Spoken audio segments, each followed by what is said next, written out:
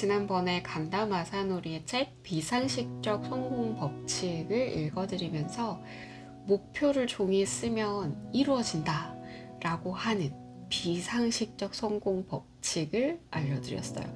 이 책에서 나오는 가장 중요한 포인트라고 생각을 합니다. 사실 이 저자는 조셉 머피의 잠재의식에 관련된 책을 보고 영향을 많이 받았다고 해요. 그래서 직접적으로 이야기를 하고 있지는 않지만 이 저자도 끌어당김의 법칙에 대해서 알고 있고 그것을 실현하신 분입니다. 그래서 지난 시간에는 그와 관련된 목표를 직접 쓰고 읽고 하면 이루어진다 라는 부분을 읽어드렸는데요.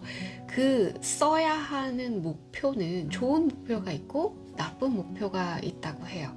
뒤에 바로 이어지는 이야기입니다. 오늘은 좋은 목표와 나쁜 목표에 대해서 이야기를 드릴까 합니다. 책 55쪽부터 시작되는 내용입니다. 좋은 목표와 나쁜 목표. 자신의 목표를 종이에 적어두자. 그러면 잊을 만한 무렵에 실현되어 있다. 그렇다면 이제 당신이 해야 할 일은 간단하다. 목표를 종이에 적으면 된다. 하지만 이왕 마음 먹고 하는 일인 만큼 실현할 수 있는 확률을 높이고 싶을 것이다. 그러기 위해서는 목표 설정을 정확히 하는 것이 중요하다. 목표에는 좋은 목표와 나쁜 목표가 있다. 좋은 목표는 당신이 목표를 향해 나아가도록 자동 조종한다. 반대로 나쁜 목표는 도중에 장애가 생겨 좌절하기 쉽다. 안타깝게도 대부분의 사람들은 나쁜 목표를 세운다. 목표를 실현하기 쉬운 메커니즘을 모르기 때문이다. 그래서 당신에게는 좋은 목표를 설정하는 방법을 귀띔해 주려 한다. 좋은 목표를 설정할 때 가장 중요한 것은 자신이 정말 하고 싶은 일을 찾는 것이다. 그 정도는 나도 알고 있다고 말할지 모르겠다. 하지만 대부분의 사람들은 자신이 정말 하고 싶은 일을 잘못 알고 있다. 하고 싶지 않은데도 하고 싶어 한다고 단단히 믿고 있는 것이다. 정말로 하고 싶은 일을 찾으려면 반드시 다음 과정을 시도해 보기 바란다. 간단하지만 매우 강력한 방법이다. 우선 종이 한 장을 준비해 하기 싫은 일을 적어라. 절대 잘못 말한 게 아니다. 하고 싶은 일을 정확하게 찾기 위해서는 먼저 하기 싫은 일부터 명확하게 골라내야 한다. 이것이 포인트다. 상식적인 성공 법칙을 알려주는 책들은 하고 싶은 일을 정확히 찾아라 라는 이야기로 시작한다. 그런데 자기가 하고 싶은 일이 무엇인지 모른다거나 다른 사람의 시선을 의식해야 하는 경우가 많다. 예를 들어 어느 회사 사장이 목표를 증권거래소 상장이라고 발표했다고 치자. 그러면 판매 실적을 올리기 위해 거래처를 확대하게 되고 내키지 않는 고객도 늘어나게 된다. 게다가 조직이 커지면서 부하 직원들과 의견이 충돌하는 일도 잦아지는 등 회사가 계획한 대로 돌아가지 않게 된다. 이런 과정을 겪다 보면 역시 상장은 무리였어. 그냥 이대로가 낫겠어. 라며 상장하고 싶은 마음이 사라져버린다. 그런데 막상 사장단 모임에 참석하니 매출의 규모가 큰 회사를 추켜 세우고 세미나에서는 상장한 회사에 대해 정말 대단하다고 설명한다. 그런 이야기를 듣다 보면 사장은 우리 회사도 상장할 거니 규모를 키워야겠군 하고 다시 마음을 바꾸게 된다. 회사 규모를 축소해야겠다고 생각하다가 또다시 확대하겠다고 생각을 바꾸면서 이리저리 진자처럼 계속 흔들린다. 그러면서 10년, 20년이 훌쩍 지나가 버린다. 실제로 이런 경우가 아주 많다. 그렇다면 어떻게 해야 진자 상태에서 벗어날 수 있을까? 우선 이리저리 흔들리는 두 가지 마음을 인식해야 한다. 그러기 위해서는 하기 싫은 것부터 적어본다.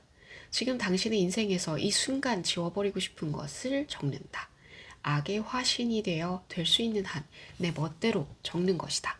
상식 따위는 집어치워라. 당신의 더러운 면, 이기적인 면과 그대로 마주하자. 어떤 것부터 적어야 할지 모르겠다면 내가 예전에 쓴 노트를 참고해도 좋다. 고객이라고 무조건 굽신거리지 않는다. 재고가 생기지 않게 한다. 애프터 서비스가 필요한 상품은 팔지 않는다. 정직원은 채용하지 않는다. 몸을 혹사하는 일은 하지 않는다.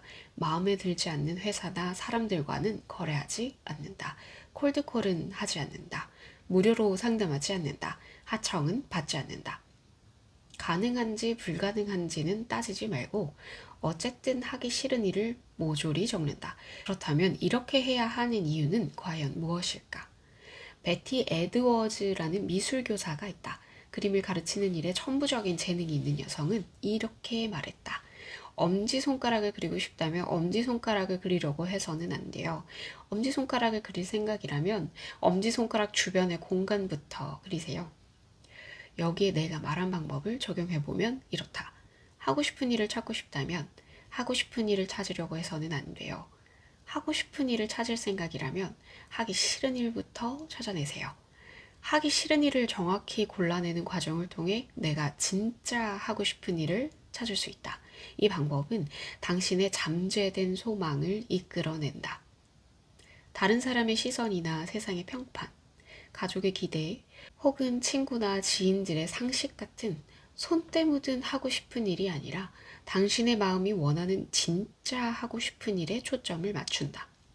하기 싫은 일을 정확히 골라내기 전에 하고 싶은 일을 목표로 내걸면 비극이 따른다. 하고 싶은 일 중에는 하기 싫은 일이 포함되어 있기 때문이다. 예를 들어 회사를 키우겠다는 목표를 세웠다고 하자. 그러면 그 목표를 달성하기 위해서는 상대하기 싫은 고객과도 어울려야 한다. 일이 우선되다 보니 가족과 함께 하는 휴가는 엄두도 내지 못하고 아이들과 대화할 시간도 점점 사라진다. 가족과의 행복을 위해 시작한 일인데 오히려 가족을 뿔뿔이 흩어지게 만든다. 내가 원하는 삶은 이런 것이 아니라며 뒤늦게 후회해도 되돌릴 수 없다. 이게 최악이 아니라면 무엇이란 말인가? 하기 싫은 일을 정확히 골라내라. 그런 다음에는 하고 싶은 일을 적어라.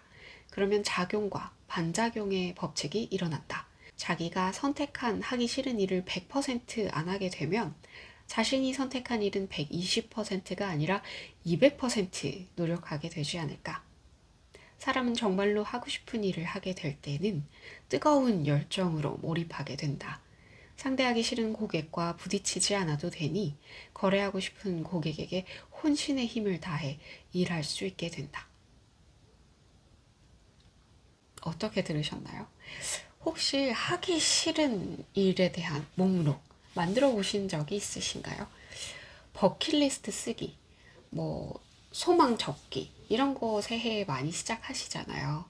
그런데 내가 하기 싫은 일은 뭘까? 이렇게 생각을 해보시는 분들은 많지 않으신 것 같아요. 물론 저도 그렇고요. 그런데 이렇게 하기 싫은 일을 먼저 생각을 하고 나면은 정말 내가 원하는 일, 정말 내가 뚜렷하게 하고 싶은 일을 찾을 수 있어자는 이야기합니다. 하기 싫은 일은 어떤 것이 있으신가요? 저는 이렇게 새로 목표를 가지게 되고 어떠한 일을 해야겠다라고 결심을 하면서 계속 하루하루 노력해 가고 있는데 사실 이렇게 하고 싶은 일을 정확하게 찾기 전까지는 좀 많은 고민의 시간이 필요했던 것 같아요. 왜냐하면 내가 하고 싶다라고 생각을 하기는 했지만 정말 그게 내가 하고 싶은 것인지 생각해 보지는 않았었거든요. 그래서 이 저자가 하고 싶은 말은 이거라고 생각을 해요. 하기 싫은 일을 꼭 써라 라고 생각을 한다기보다는 하고 싶은 일을 써놓고 그걸 왜 하고 싶은지 정확하게 꿰뚫어 볼 필요가 있지 않나 라는 필요성에 대해서 조금 더 강조를 하고 있는 것 같습니다. 특히 학생들을 상대로 하는 일을 하다 보니까 학생들에게 어떤 걸 이루고 싶니? 네 꿈이 뭐니? 이렇게 이야기를 하면 저는 경제학과에 진학하고 싶어요. 이렇게 이야기를 해요. 근데 경제학과에 진학을 하고 싶다는 것은 이유를 들어보면은 그냥 그게 취업이 잘 된대요. 이렇게 이야기를 하거든요.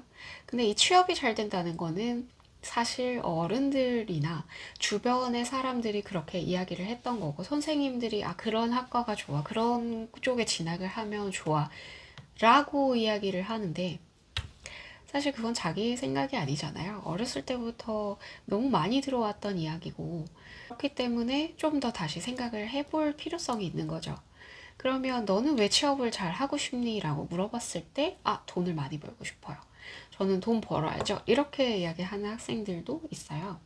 그러면 왜 돈을 그렇게 벌고 싶은지에 대해서 또 한번 생각을 해보는 시간을 가져야 되는 것이죠.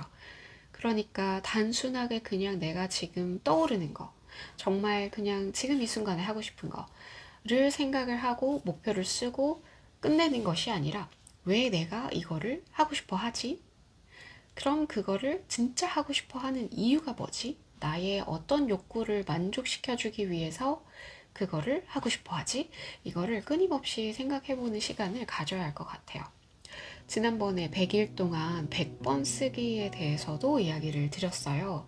100일 동안 100번씩 목표를 꾸준하게 쓰면 이루어진다. 그런데 그 100일 동안 목표를 계속 쓰다 보면은 중간에 꿈이 바뀌시는 분들도 계신데요. 그러니까 100일 동안 목표를 쓰면서 내가 진짜 이루고 싶은 아니면 이뤘다고 생각하면서 그 감정들을 막 느껴야 되는데 이 쓰다 보니까 그 감정이 느껴지지 않는 거죠.